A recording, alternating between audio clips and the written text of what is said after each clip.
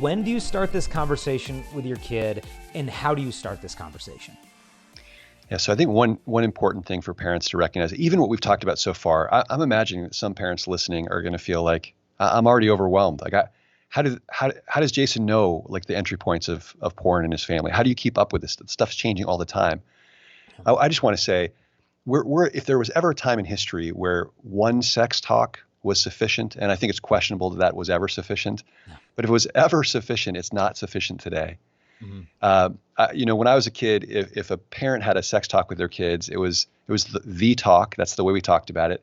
And it was very uncomfortable for the kid. It was probably equally as uncomfortable for the parent. And they were both happy when it was over because, we got that out of the way. Let's hope that does the job. That just doesn't work. It doesn't work. We really want to frame up, and part of what we talk about in this book is having lots and lots of conversations with our kids. Not lots of lectures, lots of conversations. That does a couple things. One, if we start young with our kids, it helps us to feel more comfortable and helps them to feel more comfortable.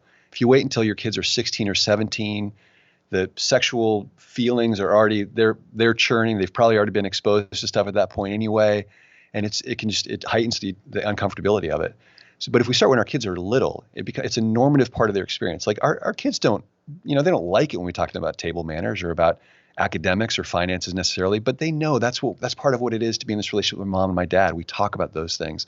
When you introduce conversations around sex early, it's just what they know. It's normal for them too. And in this day and age, if parents aren't doing that, then the kids are going to take their normal God-given curiosities, questions, insecurities to the internet. And the internet, however poorly a parent thinks they're going to do at this, I guarantee you they're going to do a much, much better job than the internet, because the internet is, as we've said, it's full of lies. It's full of images and ideas.